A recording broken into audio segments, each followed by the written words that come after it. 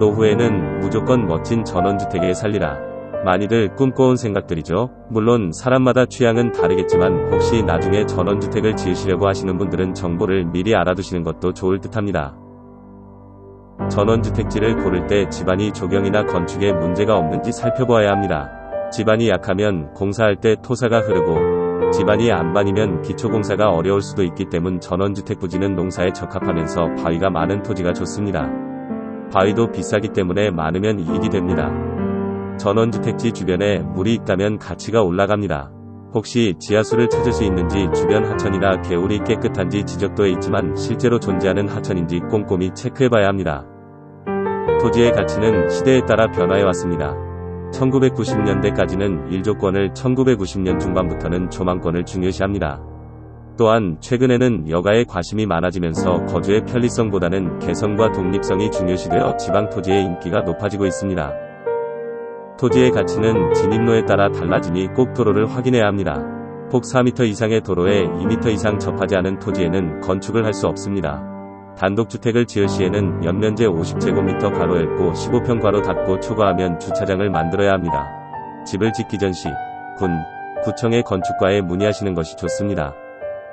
토지의 방향은 남향이 좋습니다. 보통 전원주택을 지을 때 건물대로는 산을 놓고 앞으로는 물을 놓습니다. 또 주변 산을 기준으로 넓은 범위에 걸쳐 경사 방향을 정하면 됩니다. 여건이 좋고 토지의 가치가 높더라도 주변에 유해 요소가 있다면 기대 수익이 낮아질 것입니다. 기피시설로는 축사, 시멘트나 레미콘 공장 또는 공동묘지와 화장터 등이 있습니다. 혹시 집 근처에 무덤이 있다면 조경공사를 통해 보이지 않게 하는 것도 좋은 방법입니다. 토지는 접근성도 중요하고 마을 안에서의 입지도 중요합니다. 일반적으로 인기 있는 전원주택지는 적당히 독립되면서 고립되지 않은 곳이 인기가 많습니다. 마을에서 멀리 떨어지면 전기나 가스 등 편의시설과도 멀어지기 때문입니다. 최고의 입지는 마을을 위에서 내려다보는 입지가 매우 좋습니다. 입지가 좋으면서 가치 또한 높일 수 있는 전원주택지를 고르는 데 도움이 되셨으면 합니다. 사람의 인접이 이루어질 수 없는 고립된 자리를 피하시고 독립적이면서 편의시설 등이 가까워서 생활하기 불편하지 않으면 좋겠습니다. 전원주택 부지로서는 토질이 농사에 적합하면서도 바위가 많은 토지가 가장 좋다고 합니다. 수도권으로서의 접근성과 함께 마을 내에서의 입지도 반드시 따져봐야 할 중요한 항목 중의 하나입니다. 일반적으로 전원주택지는 고립되지 않으면서 독립적인 입지를 선호합니다. 마을에서 너무 고립되면 여러가지 편의시설과도 멀어지게 될 뿐만 아니라 예측하지 못한 위험으로부터도 안전하지 못합니다. 그렇다고 너무 마을의 한 복판에 자리하게 되면 호젓하게 나만의 여유를 즐길 수가 없습니다. 마을의 가장 윗부분에 자리하여 마을을 내려볼 수 있는 자리라면 최고의 입지라 하겠습니다. 여기에 약간의 조경공사를 해준다면 나의 마당에서는 마을이 내려 보이지만 마을에서는 내 마당이 올려 보이지 않는 나만의 요새를 소유할 수도 있습니다.